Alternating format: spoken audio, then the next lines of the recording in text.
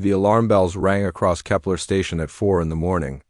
Commander Jake Morrison jumped out of bed and ran to the control room. His coffee cup fell to the floor as he listened to the scared voices coming through the radio. "Commander, we need help right now," said Chief Lisa Martinez. Her voice was shaking with fear.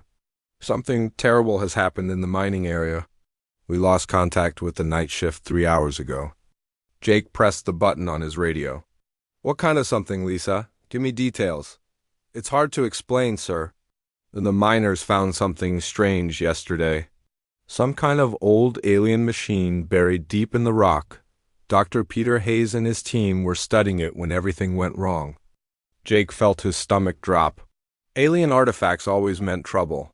In his 20 years of commanding space stations, he had seen enough alien technology to know it was dangerous. Most of it was dead and harmless, but sometimes they found things. "That still worked? What exactly happened?"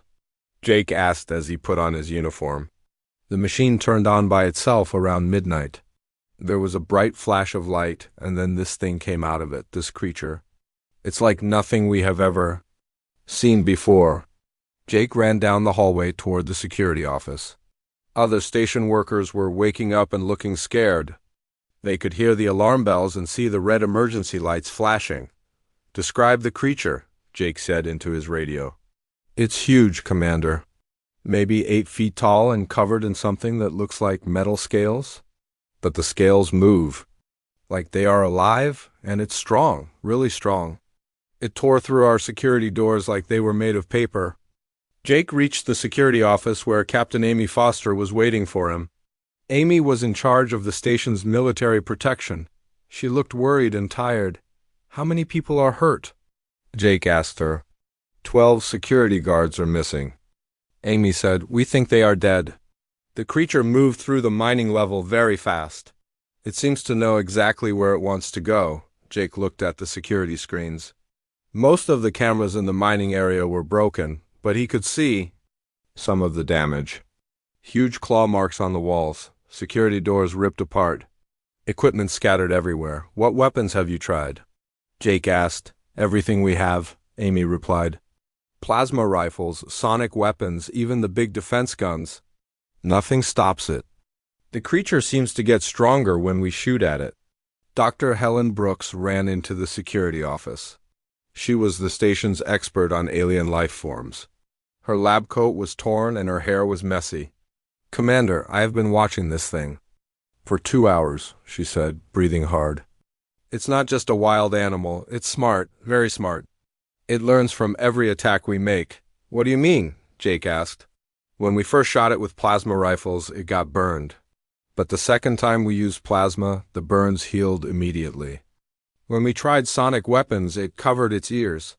The third time we used sonic weapons, they had no effect at all." Jake felt a chill run down his back. "You're saying it adapts to our weapons?" "Yes, and fast. Whatever made this creature designed it to survive any kind of attack.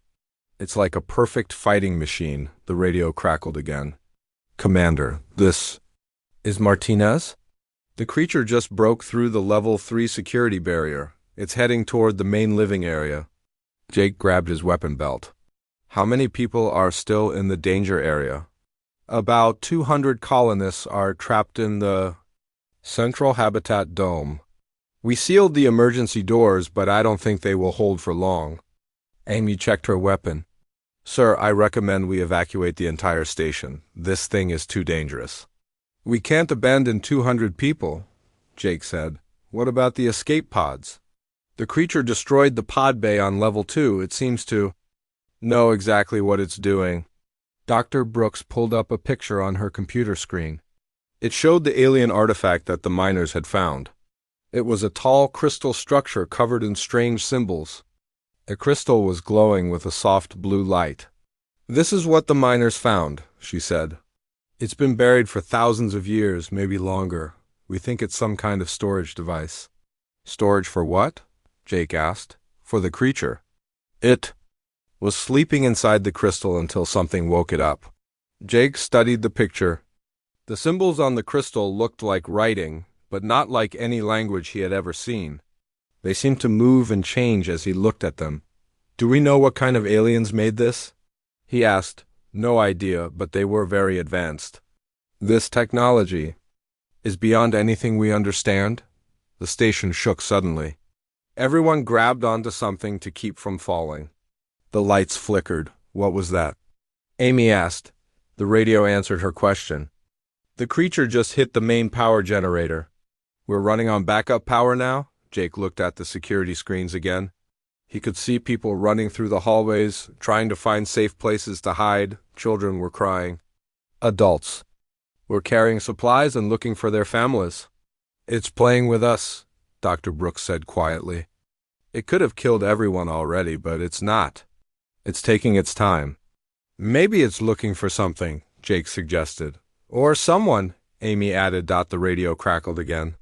Commander, the creature is at the habitat dome. It's testing the door. The metal is starting to bend. Jake made a decision. Send out a distress signal. Tell them we need immediate military support and get me a direct line to Colonial Command. Amy started typing on her computer. Sir, the nearest military ship is 6 hours away. Then we need to hold out for 6 hours, Jake said. Whatever it takes.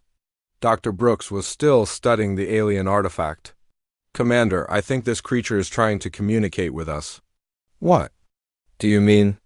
Every time we attack it, it makes the same sound, like it's trying to say something. And it hasn't killed any civilians yet. Only the security guards who shot at it. Jake thought about this. You think it's trying to tell us something? Maybe, or maybe it's trying to find someone who can understand it. The station shook again, harder this time. The emergency lights went out for a few seconds, then came back on. The habitat dome door is breaking, Martinez reported. We need to get these people out of here. Where can they go? Jake asked. The creature is between them and the escape route. I don't know, sir, but they can't stay here much longer. Jake looked at his officers. Amy was checking her weapons. Dr. Brooks was studying her alien research. Everyone looked scared but determined. We need a new plan, Jake said. Traditional weapons don't work. Maybe we need to try something different. Like what? Amy asked. I don't know yet. But this creature came from somewhere. It has a purpose. We need to figure out what that purpose is, Dr. Brooks nodded. I agree. This isn't just a monster. It's some kind of guardian or protector. But protecting what? The radio interrupted their discussion. Commander, you need to see this. The creature stopped attacking the door. It's just standing there, looking at something. Jake rushed to the security screen. He could see the creature through one of the working cameras. It was huge and covered in shiny scales that moved like living metal, but it wasn't attacking anymore. It was looking up at the ceiling as if it was listening to something. What is it listening to? Amy asked. I don't know, Jake said. But maybe Dr. Brooks is right. Maybe it's trying to communicate. The creature suddenly turned its head toward the camera. For a moment, Jake felt like it was looking directly at him. The creature's eyes were not the eyes of a wild animal. They were intelligent, sad, and very, very old. Whatever this thing is, Jake said quietly, it's not evil. It's lost. The rescue ship Endeavour arrived at Kepler Station after 6 long hours of waiting. Commander Jake Morrison watched through the observation window as the big military ship connected to their docking bay. He felt relief for the first time since. The creature had awakened. Colonial Marines are coming aboard now, Captain Amy Foster reported. 50 soldiers with heavy weapons and combat armor. Jake nodded, but he wondered if even trained Marines could stop the creature. It had grown bigger. During the night, the security cameras showed it was now almost 10 feet tall, and its metal scales had turned darker. Energy sparked between its claws like small lightning bolts. Lieutenant Colonel Rick Walsh was the first Marine to step off the ship. He was a tall man with gray hair and serious eyes. Behind him came his soldiers, all carrying the newest military. Weapons, Commander Morrison, Rick said, shaking Jake's hand. We came as fast as we could. What's the current situation? The creature is still in the habitat dome area, Jake replied. It hasn't killed any more people, but it's getting stronger. We think it feeds on energy. Rick looked at the security screens. How many civilians are trapped? About 150. We moved some people to safer areas, but most are still in the dome. We'll get them out, Rick said. My Marines have fought alien creatures before. Jake wanted to warn him that this creature was different, but he decided to let the Marines try their methods first. Maybe military training would work where station security had failed. As the Marines prepared their equipment, Jake noticed a small boy hiding behind one of the soldiers. The child looked about 8 years old with brown hair and curious eyes. Who is that? Jake asked. Rick looked embarrassed. That's my son, Danny. His mother died last year, and I'm all he has left. When the emergency call came, there was no time to find someone to watch him. A child can't stay here, Amy said. It's too dangerous. I know, Rick replied. But there was no choice. Danny, come here. The boy walked over to them slowly. He seemed more interested in looking around the station than afraid of the danger. Hi, Danny said in a quiet voice. Is there really a monster here? Jake knelt down to Danny's level. There's a creature, but we don't know if it's really a monster. It might just be scared and confused. Danny nodded like this made perfect sense. To him, animals get scared when they don't understand things. They act mean, but they're just afraid. This isn't an animal, Amy said. It's some kind of alien weapon. Maybe, Danny said, but it sounds sad when it roars. I heard it when we were docking. Jake looked at Rick with surprise. The boy heard the creature from the ship? Danny has always been good with animals, Rick explained. Back on Earth, he could calm down any scared or angry creature. Dogs, cats, even wild animals seemed to trust him. This is different, Amy warned. This creature has already killed 12 people. Danny looked sad. It killed people because it was scared. That's what happens when animals are too afraid. Sergeant Mike Turner, the Marine squad leader, interrupted their conversation. Colonel, we're ready to move out. Orders? Rick put his hand on Danny's shoulder. You stay here with Commander Morrison. Don't leave the command center no matter what happens. Okay, Dad, Danny said, but he looked worried. The Marines moved through the station in formation. They had plasma rifles, sonic grenades, and energy shields. Their armor was the best military technology available. Jake watched them on the security screens as they approached the habitat dome. Target acquired, Mike reported over the radio. The creature is standing in the main plaza. It's bigger than the report said. Engage with caution, Rick ordered. Try to drive it away from the civilians first. The Marines opened fire with their plasma rifles. The bright blue energy beams hit the creature directly, but something strange happened. Instead of being hurt, the creature seemed to absorb the plasma energy. Its scales glowed brighter and it grew even larger. Plasma weapons are ineffective, Mike reported. Switching to sonic grenades. The grenades exploded with powerful sound waves that could stun most creatures. But the alien beast just shook its head and roared. The sound shattered windows throughout the station. It's adapting faster than before, Dr. Helen Brooks said, watching from the command center. Each attack makes it stronger. Danny was also watching the screens. It's not trying to hurt the soldiers, he said quietly. Look at how it moves. Jake looked more carefully. The boy was right. The creature could have easily killed the Marines with its claws, but instead it was just pushing them away. It seemed more interested in the area behind them than in fighting. What's behind the Marines? Jake asked. Amy checked the station map. The archaeological section, where they found the alien artifact. It wants to go back to where it came from, Danny said. It's homesick. Homesick? Jake asked. My cat used to act like this when we moved to a new house. She would try to go back to the old place because she was scared of the new one. On the screens, the creature was becoming more agitated. It knocked over a support beam and sent 3 Marines flying, but it still didn't use its claws to hurt them. All units fall back, Rick ordered. Regroup and try a different approach. The Marines retreated to a safe distance. The creature watched them go, then turned and walked toward the archaeological section. It moved with purpose, like it knew exactly where it wanted to go. Sir, Mike reported, the creature is heading for the artifact chamber. Don't let it get there, Rick commanded. We don't know what will happen if it reaches the artifact. Actually, Dr. Brooks said, maybe we should let it go there. It might help us understand what it wants. Too risky, Amy disagreed. What? If it activates more artifacts? We could have a dozen of these creatures. Danny was still watching the screens.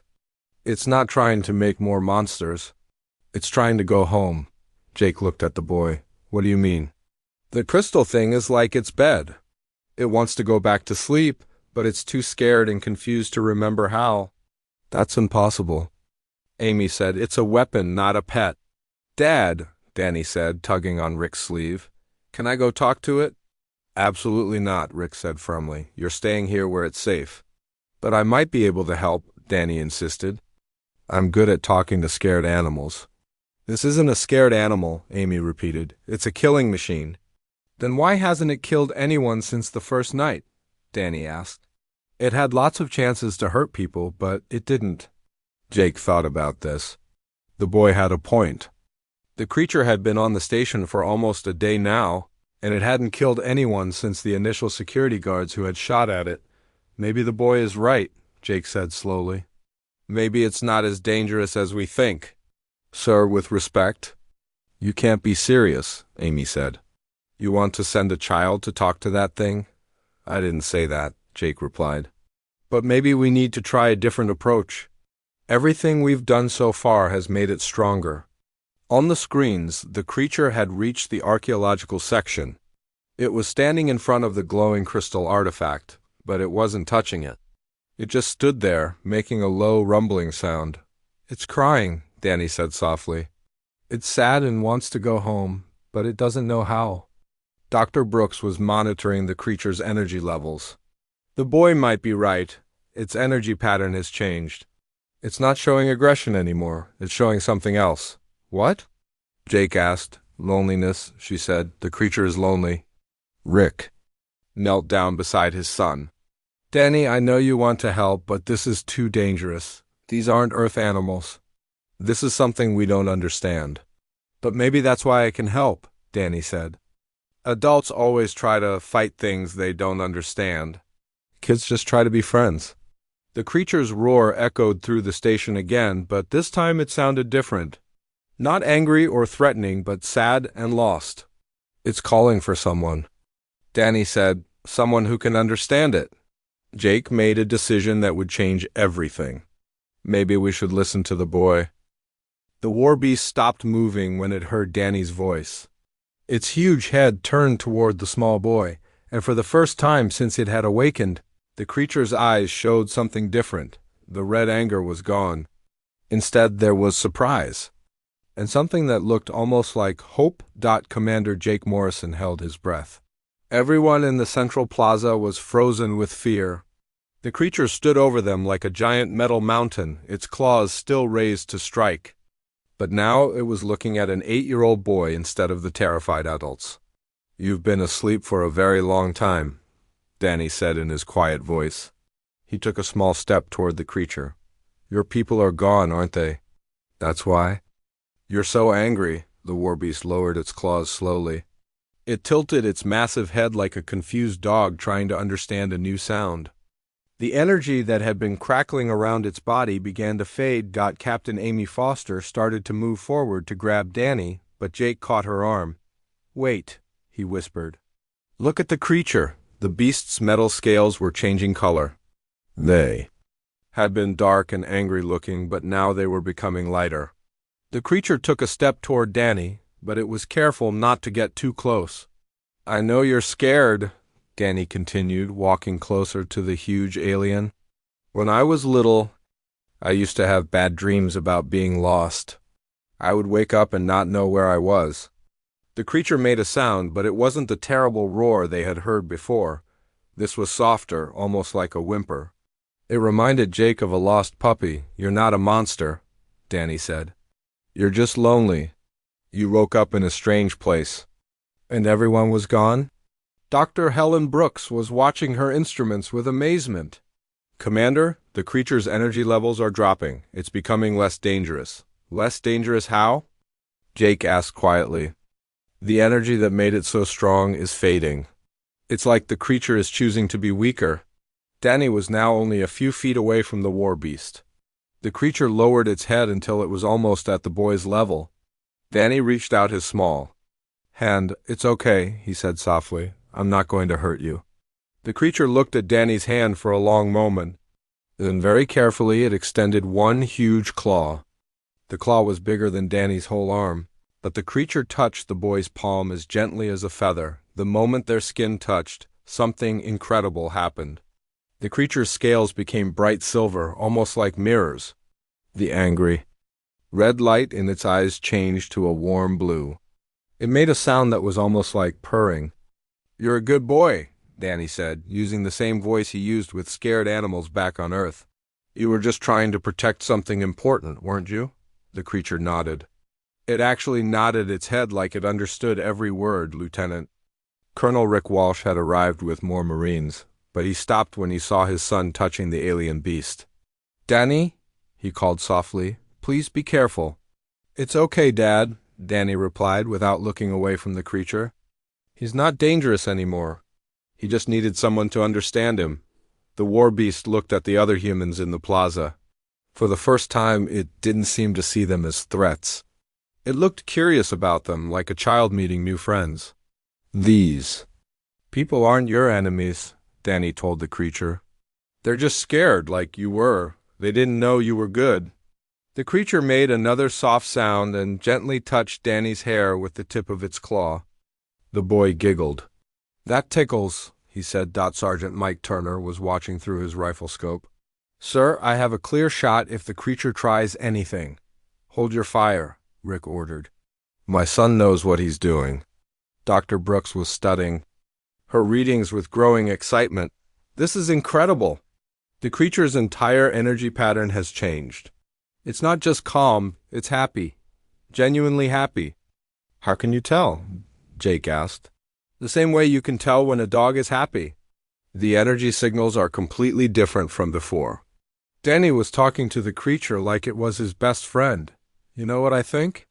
I think you were made to help people, not hurt them. But you forgot how because you were alone for so long." The creature nodded again. It seemed to understand everything Danny was saying.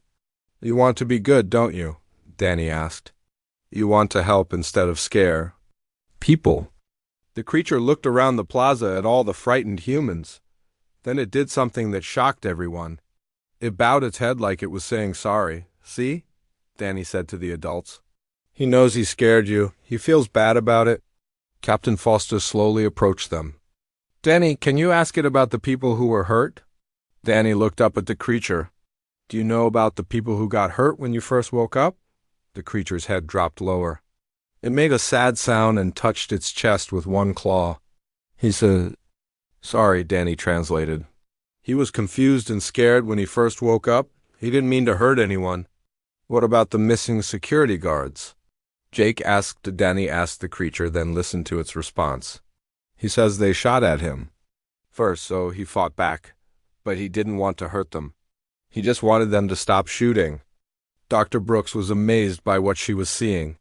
"This creature is more intelligent than we thought. It understands complex emotions and social situations." "Of course it does," Danny said. "Animals are smart. People just don't listen to them usually." The creature suddenly stood up tall and looked around the plaza. It seemed to be making a decision about something. "What's wrong?" Danny asked. The creature pointed toward the archaeological section where the glowing crystal artifact was kept. It made a series of sounds that seemed urgent. "He wants to show us something," Danny said. "Something important about where he came from." "Is it safe?" Rick asked. Danny looked up at the creature. "Will you promise not to hurt anyone?" The creature nodded firmly and made a sound that seemed like a promise. "He promises," Danny said. "He wants to help fix things." Jake made a decision. "Okay, but we go together." And the creature stays close to Danny. As they walked toward the archaeological section, the creature stayed right beside Danny like a giant protective guardian. It moved carefully to avoid stepping on anything or anyone. "Look how he walks," Dr. Brooks observed. "He's being careful not to cause any damage." When they reached the crystal artifact, the creature stopped and pointed at the glowing symbols. On its surface, it made a series of sounds to Danny. He says this is like a history book, Danny translated. It tells the story of his people. The creature touched one of the symbols, and it began to glow brighter. Images appeared in the air. Above the crystal pictures of an ancient alien civilization. His people were guardians, Danny continued, watching the images. They protected other races from danger. But something bad happened to them long ago. The images showed the alien civilization disappearing, leaving only their guardian creatures in crystal storage chambers. He's the last one, Danny said sadly. All his friends are gone. The creature made a soft, lonely sound, but then it looked at Danny and seemed to brighten up. But now he has new friends, Danny said with a smile, right? The creature nodded and gently patted Danny's head. I have an idea, Danny said to the adults. Maybe he can stay with us. He could help protect the station instead of scare people. Jake looked at the creature, who was now sitting quietly beside Danny like a well-trained dog. You know what? Jake said, I think that's exactly what he wants to do. The creature seemed to understand and made a happy sound. For the first time since it had awakened, it looked truly at peace. What should we call him? Danny asked. The creature made a sound that was almost like a name. Buddy, Danny said with a grin. His name is Buddy. And from that moment on, the most feared creature in the galaxy became the most loyal friend a space station ever had. The next morning, Kepler Station looked very different. Instead of fear and panic, there was wonder and excitement. The creature that everyone had called a monster was now helping repair the damage it had caused. Workers watched in amazement. As Buddy lifted heavy metal beams that would have taken 10 men to move, Commander Jake Morrison stood in his office, writing a report that he knew no one would believe. Through his window, he could see Danny Walsh sitting on Buddy's back as the creature carefully fixed a broken wall. The boy was explaining how to be gentle with the repairs. The rivets go in like this, Danny was saying, showing Buddy how to use the repair tools. Not too tight or the metal will bend. Buddy nodded and followed the instructions perfectly. His huge claws were surprisingly gentle as he worked on the delicate repairs. Dr. Helen Brooks walked into Jake's office carrying a tablet full of data. Commander, you need to see these readings. They're incredible. Jake looked at the screen. What am I looking at? Buddy's energy patterns over the last 24 hours. When he first woke up, his energy was chaotic and dangerous. But look. At this, she pointed to the current readings. Now his energy is stable and peaceful. More than that, it's actually helping the station. Helping how? He's fixing our power problems. The station's energy grid was damaged during his rampage. But now he's somehow feeding clean energy back into our systems. Our power levels are higher than they've been in months. Jake watched Buddy through the window. The creature was now helping some workers move supplies to the upper levels. He carried heavy boxes like they weighed nothing, but he was careful. Not to drop anything? It's like he's trying to make up for the damage he caused, Jake said. Exactly. And there's something else. The artifact has started showing us more information. Danny seems to be able to read the symbols that we couldn't understand before. Captain Amy Foster joined them in the office. Sir, I've been talking to the colonists. They want to know if Buddy is staying permanently. What did you tell them? That it's not my decision to make. But honestly, Commander, I think they hope he stays. The children especially love him. Jake had noticed that too. After the first day of fear, the station's children had quickly accepted Buddy as a friend. They played games with him and taught him about human culture. Buddy seemed to enjoy learning new things. There's one problem, Amy continued. Colonial Command wants a full report. They're sending an inspection team to evaluate the situation? Jake sighed. When will they arrive? 3 days. And, Commander, they're bringing weapons designed specifically to handle alien threats. They want to destroy Buddy? They think he's too dangerous to leave alive, even if he seems friendly now. Jake felt angry. Have they seen our reports? Buddy hasn't hurt anyone since Danny talked to him. They think it's temporary. They believe the creature is just waiting for the right moment to attack again.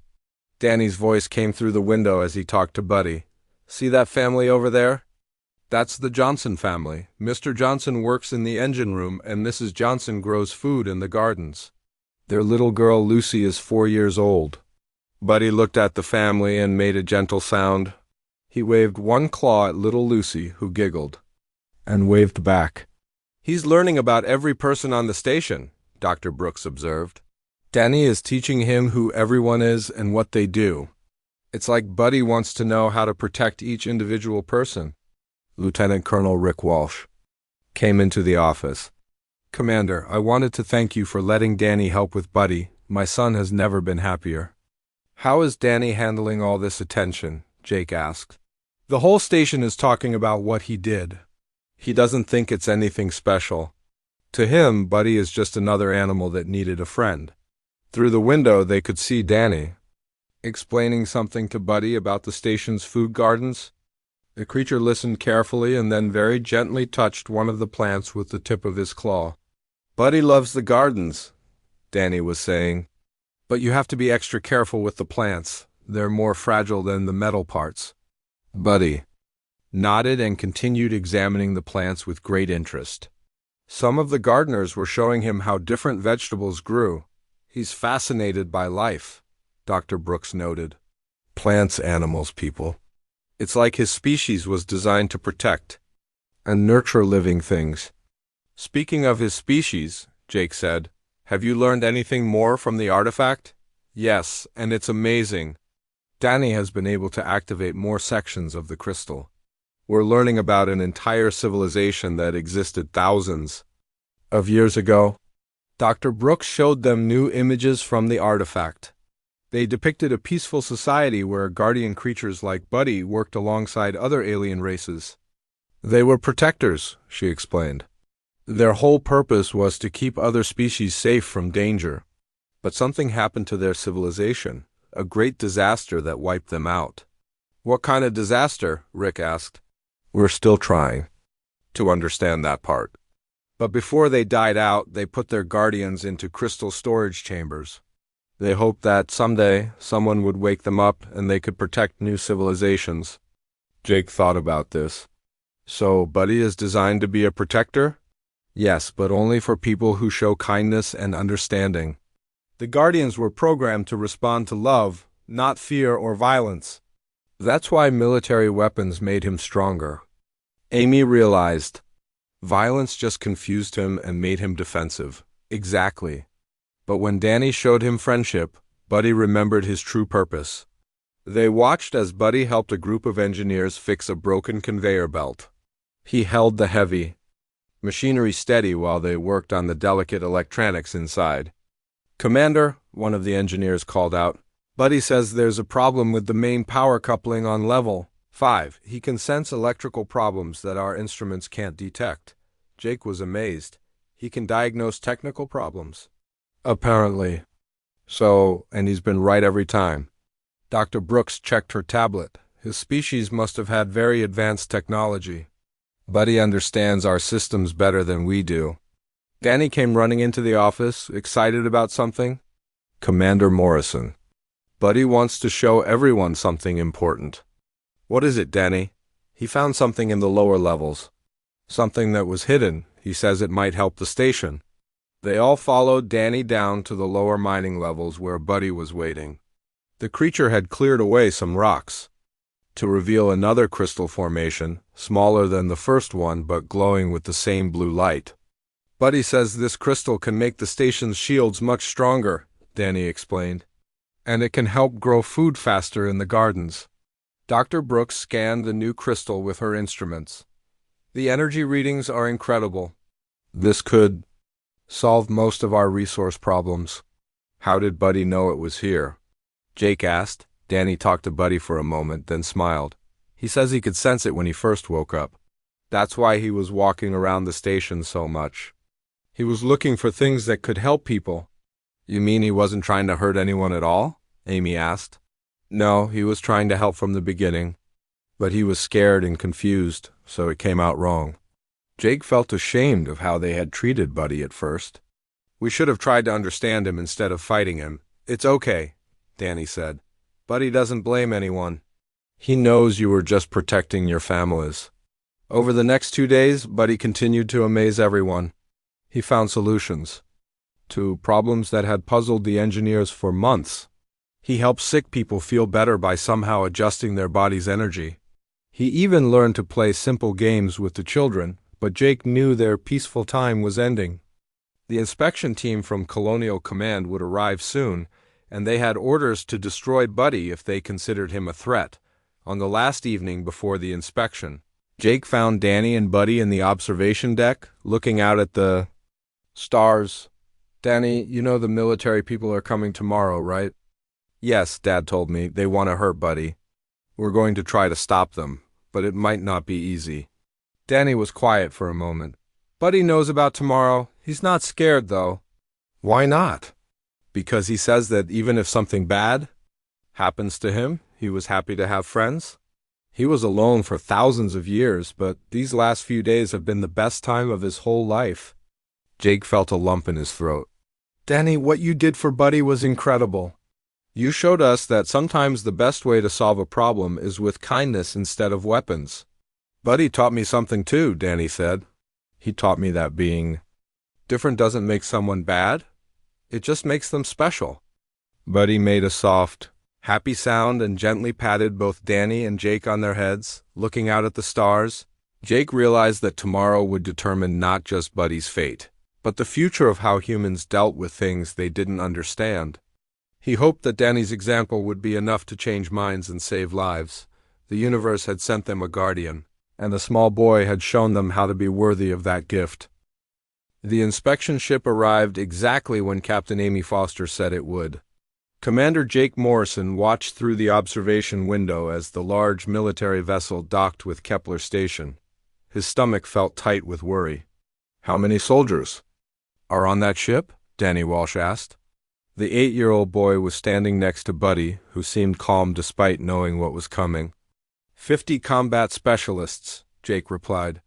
And they have weapons we've never seen before. Dr. Helen Brooks was checking her instruments one last time. Buddy's energy readings are still peaceful. He's not preparing to fight, even though he knows. They want to hurt him, Danny patted Buddy's massive leg. He won't fight unless someone tries to hurt innocent people. That's what Guardians do. The first person off the inspection ship was General Patricia Stone. She was a stern woman with silver hair and cold eyes. Behind her came soldiers in heavy armor carrying strange-looking weapons. Commander Morrison, General Stone said when she entered the command center. I'm here to evaluate and eliminate the alien threat on your station. With respect, General, there is no threat anymore, Jake replied. The creature has been peaceful for days. It's actually helping us. That's what your reports claim. But my experts believe this is just temporary behavior. The creature is waiting for the right moment to attack. Lieutenant Colonel Rick Walsh stepped forward. General, my son was the one who made contact with the creature. Perhaps you should talk to him before making any decisions. General Stone looked at Danny with surprise. This child made contact with the alien? Yes, ma'am, Danny said politely. Buddy isn't dangerous anymore. He just needed someone to understand him. Buddy? The general asked. That's what I call him. He likes that name. General Stone frowned. Young man, this creature killed 12 people when it first awakened. It destroyed half your station. You can't just give it a pet name and pretend it's safe. But he is safe now, Danny insisted. He was only scary because he was confused and afraid. When I talked to him nicely, he remembered how to be good. Children don't understand the real world, General Stone said to Jake. Where is this creature now? In the main plaza, helping repair the damaged sections, Jake replied. Show me. They all walked to the central plaza where Buddy was carefully welding a support beam back into place. Several station engineers were working alongside him, treating him like any other helpful crew member. Hello, Buddy, Danny called out. The massive creature looked up and made a happy sound. He waved one claw gently at Danny, then noticed the soldiers behind him. Buddy's posture became more alert, but he didn't show any aggression. As you can see, General, the creature is completely cooperative, Jake said. General Stone studied Buddy carefully. It's bigger than the reports indicated, and those energy readings our sensors are picking up suggest it's extremely powerful. He could be dangerous if he wanted to, Danny agreed, but he doesn't want to hurt anyone anymore. One of the General's weapons specialists, Colonel Mark Davis, raised his rifle. General, I recommend we neutralize the target immediately while it's distracted. Buddy noticed the weapon being pointed at him. He stepped protectively in front of Danny, but he didn't attack. Instead, he made a questioning sound, as if asking why someone wanted to hurt him. Don't shoot, Danny said quickly. He's just protecting me because he thinks I'm in danger. The creature is showing defensive behavior, Dr. Brooks observed. But notice that it's not being aggressive. It's only trying to shield the child. General Stone watched as Buddy gently moved Danny behind him, keeping himself between the boy and the soldiers. The creature's scales were changing color slightly, showing concern but not anger. Buddy doesn't understand why you want to hurt him. Danny explained, he's been good, he's been helping everyone. Sir, one of the station engineers called out, this creature saved my life yesterday. A power conduit exploded and he shielded me from the blast. He got burned, but he made sure I was safe. Another worker stepped forward. He helped my daughter when she got lost in the lower levels. He carried her back to safety and stayed with her until I arrived. More people began sharing stories about how Buddy had helped them. He had rescued people from accidents, fixed dangerous equipment problems, and even helped find lost pets. General Stone listened to these testimonials with growing confusion. According to your files, this creature was created as a weapon of war. That's not true, Danny said. Buddy showed us pictures from his crystal. His people were guardians, not warriors. They protected other species from danger. Dr. Brooks activated a portable display screen. General, we've learned a great deal about Buddy's species from their artifact. They were a peaceful civilization that created guardians to help other races survive disasters. The screen showed images from the alien crystal, scenes of creatures, like Buddy working alongside different alien species, helping them build cities, protect their children, and defend against natural disasters. These guardians were programmed to respond to emotional signals, Dr. Brooks continued. They become dangerous only when they sense fear and hostility. But when they encounter kindness and understanding, they remember their true purpose. General Stone studied the images. If this is true, why did the creature attack your security forces initially? Because they shot at him first? Danny answered. When you wake up in a strange place and people start shooting at you, you get scared and fight back. That's what happened to Buddy. Colonel Davis kept his weapon trained on Buddy. General, this could all be an elaborate deception. The creature might be manipulating the child to gain our trust. Buddy isn't manipulating anyone, Danny said firmly. He's my friend. To prove his point, Danny walked over to Buddy and hugged the creature's massive leg. Buddy gently patted the boy's head and made a soft, protective sound. If Buddy wanted to hurt people, he could have done it already, Danny pointed out. He's stronger than all your soldiers put together, but he chooses to be gentle. General Stone was clearly struggling with her orders. My instructions are to eliminate any alien threat to human colonies. But he's not a threat, Jake insisted. He's been protecting this station better than any security system we could build. Sir, Sergeant Mike Turner said to his colonel, I've been observing this creature for 3 days. It shows genuine care for human welfare. Yesterday, it detected a gas leak that our sensors missed. It probably saved dozens of lives. Colonel Davis lowered his weapon slightly. Are you saying this thing is actually beneficial to have around? More than beneficial, Dr. Brooks replied. Essential. Buddy can detect dangers that our technology can't sense. He can repair equipment we can't fix. And most importantly, he genuinely cares about protecting human life. General Stone walked closer to Buddy, who watched her approach with curious but cautious eyes. If I order my soldiers to stand down, will this creature continue to behave peacefully? Ask him yourself, Danny suggested. The general looked skeptical. It understands human speech? He understands emotions and intentions, Danny explained. Just talk to him like you would talk to anyone else. General Stone felt foolish, but she addressed Buddy directly. If we don't try to hurt you, will you promise not to hurt any humans? Buddy nodded solemnly and made a sound that clearly meant yes. Then he did something unexpected. He bowed slightly to show respect. He's promising to protect everyone on this station, Danny translated, including your soldiers. Colonel Davis was amazed. General, in 30 years of military service, I've never seen anything like this. General Stone made her decision. All units, stand down, lower your weapons. The soldiers relaxed, and immediately Buddy's posture became friendlier. He even waved at some of the soldiers, who hesitantly waved back. General, Jake said, what will you report to Colonial Command? The truth. That we've encountered the first genuinely beneficial alien species in human history, and that a child's wisdom accomplished what military force could not. Danny beamed with pride. Does this mean Buddy can stay? For now, yes. But there will be more inspections. Other people will need to be convinced. That's okay, Danny said confidently. Buddy is really good at making friends once people give him a chance. General Stone looked at the boy with admiration. Son, what you've done here is remarkable.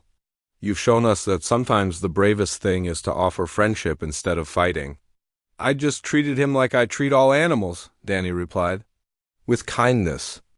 As the inspection team prepared to leave, General Stone filed a report that would change human policy toward alien contact forever. She recommended that all future encounters with unknown species begin with attempts at peaceful communication, rather than military action. The boy was right, she wrote in her official report. Sometimes the most powerful weapon is a gentle word and an open heart. Buddy watched the military ships depart, then returned to his work helping repair the station.